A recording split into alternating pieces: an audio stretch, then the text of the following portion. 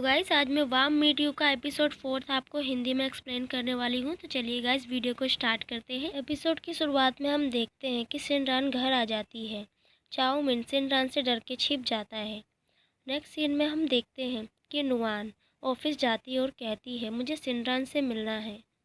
Fang Ming कहती है सिनरान तो आज जॉब पे आई ही नहीं है, वो तो घर गई है। नुआन कहती है मुझे कॉल करके पूछना पड़ेगा कि चाउमिन घर से निकल गया है कि नहीं। उसी वक्त चावली आ जाता है। चावली कहता है नुआन तुम अभी तक ऊपर नहीं गई, प्रेसिडेंट तुम्हें बुला रहे हैं। नुआन कहती है मैं बस जाने ही वाली थी। चावली कहता है 3 बज गए हैं, क्या तुम्हें डबल शिफ्ट करनी है। फिर वो दोनों प्रेसिडेंट के पास चले जाते हैं। नुआन गुईचेन के ऑफिस के बाहर खड़ी रहती है। चावली कहता है तुम अंदर क्यों नहीं जा रही हो। फिर चावली नुआन को अंदर की ओर धक्का दे देता है। नुआन गुईचेन के पास जाती है और कहती है मैं आ गई, वो भी 3 बजे से पहले। गुईचेन कहता है ग्रेट। नुआन पूछती है मुझे क्या करना होगा। गुईचेन कहता है वहाँ देखो। नुआन कहती है क्या मतलब, मुझे यूनिफॉर्म पहन के काम करना होगा। गुईचेन कहता है मैं घुमा फिरा के नहीं कहूँगा, पर सच तो ये है कि तुम हमारे ऑफिस की हाउस कीपिंग हो। नुआन कहती है लगता है न मुझ में और हाउस कीपर में कोई अंतर समझ नहीं आ रहा। गुईचेन कहता है अंतर तो बहुत बड़ा है। इन सभी किताबों को अच्छे से साफ़ करना और परचेसिंग ईयर के अकॉर्डिंग रखना। सिर्फ इतना ही नहीं बल्कि मीटिंग एरिया के sofa, coffee table, T cups और बॉल्स डिसइंफेक्टिंग टॉवल से रगड़ रगड़ के तुम्हें साफ़ करना है, वो भी हर रोज़। इसके अलावा तुम्हें मेरा टेबल साफ़ करना है और मेरे टेबल से जिस पेपर को तुम जहाँ से उठाओगी वहीं रखना है, और अगर एक भी पेपर मिस हुआ तो उसकी ज़िम्मेदार सिर्फ तुम होगी। सभी चीज़ें इतनी साफ़ होनी चाहिए कि मैं उसमें अपना चेहरा देख सकूं। ये काम तुम्हें हर रोज़ करना है, और अगर मुझे एक भी बाल या धूल दिख गई तो तुम्हें सब कुछ वापस से साफ़ करना पड़ेगा। फिर गुई चैन वहाँ से चला जाता है। नुआन कहती है गुई चैन मैं तुम्हारा गला दबा दूंगी, और चिल्लाने लगती है। गुई चैन बाहर जाते जाते मुस्कुराने लगता है। नेक्स्ट सीन में हम देखते हैं कि फैंग मिंग कहती है ये बहुत मुश्किल है, लेकिन मैं कुछ भी करूँगी अपने ली के लिए। तभी वहाँ जाओली आ जाता है। जाओली पूछता है क्या तुमने सारा सामान कुरियर करा दिया। फैंग मिंग नीचे बैठ जाती है और आवाज़ बदलकर कहती है हाँ मैं कराने ही वाली थी। फिर जाओली वहाँ से जाने लगता है। जाओली वापस आता है और कहता है फैंग मिंग छुपने का कोई फ़ायदा नहीं है, मैं पहचान गया हूँ कि ये तुम हो। फैंग मिंग कहती है सरप्राइज़। जाओली कहता है तुम अमेरिका से वापस क्यों आ गई हो, क्या तुम्हारे पेरेंट्स को पता है कि तुम यहाँ पर रिसेप्शनिस्ट की जॉब कर रही हो, वो भी ZNZ में। चाहती क्या हो तुम। फैंग मिंग कहती है इतने सारे सवाल पूछ लिए तुमने, मैं पहले किसका आंसर दूँ। मैं अमेरिका से तुम्हारे लिए आई हूँ वापस, वो भी 2 हफ्तों से मैं यहीं पर हूँ। और मैंने ZNZ इसीलिए ज्वाइन किया ताकि मैं तुम्हारे साथ रह सकूँ, क्योंकि मैं तुम्हें पसंद करती हूँ। जाओली कहता है बकवास मत करो, एक तो तुम अपने पेरेंट्स से छुप कर यहाँ पर आई हो, ऊपर से तुम यहाँ रिसेप्शनिस्ट की जॉब कर रही हो। रुको मैं अभी वापस से तुम्हारी टिकट बुक करता हूँ, तुम्हें यहाँ से जाना होगा। फैंग मिंग कहती है जाओली मैं नहीं जाऊँगी, मैं तुम्हें पसंद करती हूँ, I love you. Fang Ming की बात सुन जाओली शॉक्ड हो जाता है। दूसरी तरफ नुआन अपना सारा काम फिनिश कर लेती है। फिर नुआन कहती है मुझे लगा कि वो एक अच्छा इंसान है, मुझे ZNZ में इलस्ट्रेटर की जॉब दे रहा है, लेकिन उसने तो मुझे क्लीनर बना दिया। अगर इसी तरह से काम करती रही तो एक दिन मैं जिंदा लाश बन जाऊंगी। शैतान कहीं का। ऑफिस को अच्छे से डिसइंफेक्ट कर देना, इतना ही शौक है तो उससे नहा क्यों नहीं लेता। वैसे जब से मैं उससे होटल में मिली हूँ तब से सब कुछ अच्छा अच्छा हो रहा है, और क्योंकि मैं ZNZ में हूँ तो मुझे इस बात का फ़ायदा उठाना चाहिए। क्या पता इसकी वजह से मेरी ज़िंदगी का सारा बैड लक गुड लक में बदल जाए। शायद वो मेरी ज़िंदगी का गुड लक चार्म बन के आया है, शायद इससे मेरी ज़िंदगी बदल जाए। You are the best in this industry. अब मज़ा आएगा। गोई चैन को साइकोलॉजिस्ट का मैसेज आता है। वो कहता है इस लड़की को एक मौका दो, अगर वो तुम्हारी बीमारी ठीक कर देती है तो क्या जाता है एक बार रिस्क लेने में। फिर गुई चैन लिफ्ट से जा रहा होता है, तभी वहाँ नुआन आ जाती है। गुई चैन कहता है ये तुम क्या कर रही हो। नुआन कहती है कुछ भी तो नहीं, मैं तो बस आपसे यहाँ कुछ लेने आई हूँ। नुआन गुई चैन के करीब चली जाती है। नुआन सोचने लगती है अब कहाँ टच करूँ। गुई चैन डॉक्टर की बात याद करता है और नुआन को खुद को छूने का मौका देता है। गुई चैन आंखें बंद कर लेता है। तभी लिफ्ट का दरवाज़ा खुल जाता है। सभी ऑफिस वाले नुआन और गुई चैन को एक साथ देख लेते हैं। मिस्टर जिंग कहते हैं उस साइड ज़्यादा रोशनी है, चलो वहाँ चल के फ़ोटो लेते हैं। सभी ऑफिस स्टाफ मिस्टर जिंग के पीछे चला जाता है।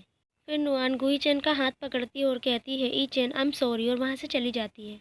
नुआन कहती है मेरे साथ ही ऐसा क्यों होता है, मैं तो बस उसे छूना चाहती थी और पता नहीं क्या हो गया। तभी चाओ मिंग नुआन को मिलता है। नुआन कहती है, तुम्हारा ये हाल किसने किया? चाओ मिंग सिनरेन की तरफ इशारा करता है। नुआन खुश हो जाती है और कहती है कि मेरी तरह किसी और का भी बैड लक चल रहा है। तभी नुआन को उसकी मोम का कॉल आता है। नुआन की मोम उसे ब्लाइंड डेट पे जाने को कहती है। नुआन कहती है, ठीक है चली जाऊंगी, एक ब्लाइंड डेट ही तो है। नुआन अपने स्कूल की पुरानी ड्रेस पहन लेती है। स्कर्ट फिट नहीं आती, इसकी वजह से नुआन उसको ज़्यादा खींच देती है, जिस वजह से उसकी चेन गिर जाती है। नुआन चिल्लाने लगती है और कहती है, मैं मोटी हो गई हूँ पहले से ज़्यादा। नेक्स्ट सीन में हम देखते हैं कि गुई चेन और चाओलिन कार में बैठे होते हैं। गुई चेन कहता है, तुम क्या कर रहे हो, कार क्यों नहीं चला रहे? चाओली कहता है, जाना कहाँ है, मैंने कुछ सोचा नहीं है। गुई चेन कहता है, तुम्हें क्या हुआ है, तुम कैसी हरकतें कर रहे हो, झूठ बोल रहे हो मुझसे? चाओली कहता है, मैं झूठ नहीं बोल रहा। गुई चेन कहता है, जब तुम झूठ बोलते हो तो तुम दाई तरफ देखते हो। चाओली गुई चेन से कहता है, और तुम्हारा क्या, मैंने चैट्स पढ़ी है ऑफिस ग्रुप की, लिफ्ट में काफ़ी अच्छा सीन बनाया तुमने। गुईचेन कहता है, लगता है तुम्हें इस हफ्ते का बोनस नहीं चाहिए। चावली कहता है, ऐसे कैसे, वो तो मैं लेकर ही रहूँगा। गुईचेन कहता है, स्क्वायर होटल चलो, आज मीटिंग है, अगर ये डील हमें मिल जाती है तो इससे हमें बहुत फ़ायदा होगा। हमारी राइवल कंपनी और यूए कंपनी के बीच डील हो गई है क्या? चावली कहता है, हाँ, उन्होंने उसकी सारी शर्तें आँख बंद करके मान ली है। वो हर हाल में ये डील करना चाहते हैं, और अगर उनका ये प्लान सक्सेस हो गया तो हमारे लिए बहुत बुरा होगा। गुईचैन कहता है, ये सब हम बाद में देखेंगे, अभी तुम स्क्वायर होटल चलो। गुईचैन सीन कंपनी के ओनर का वेट कर रहा होता है, लेकिन वह नहीं आता। जाओली भागते हुए गुईचैन के पास आता है। जाओली कहता है, हमारी राइवल कंपनी ने यूए के साथ कॉरपोरेशन एग्रीमेंट डिक्लेयर कर दिया है, और कई कंपनियों को वो सीधा एयरपोर्ट से इवेंट तक लेकर गए हैं, हमसे छुपा कर। गुईचैन कहता है, मैं समझ गया। फिर गुईचैन जाने लगता है। जाओली कहता है, कहाँ जा रहे हो? गुईचैन कहता है, वापस कंपनी। तभी वहाँ गुईचैन के फादर आ जाते हैं।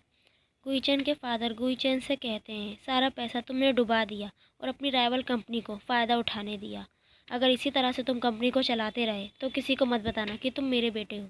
गुईचैन कहता है, मैं चाहता भी नहीं कि लोग मुझे आपका बेटा कहें, और मुझे अपनी कंपनी पे पूरा भरोसा है, लोग क्या कहते हैं मुझे इससे कोई मतलब नहीं है। फिर गुईचैन के फादर अपनी कंपनी के सभी बड़े प्रोजेक्ट गुईचैन को देते हैं और कहते हैं, इन प्रोजेक्ट को पूरा करो, मैं इनके सभी पैसे तुम्हारी कंपनी की ओर ट्रांसफ़र कर दूंगा।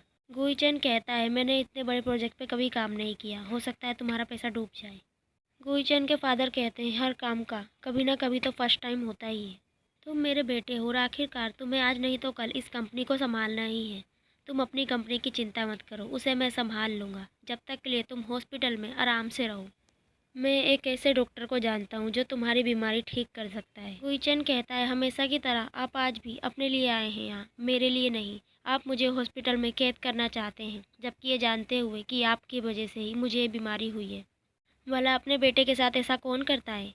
गुईचैन के फादर गुस्से में कहते हैं, क्या चाहते हो तुम, जिंदगी भर भटकते रहोगे क्या, अपने घर और अपने पिता को छोड़कर?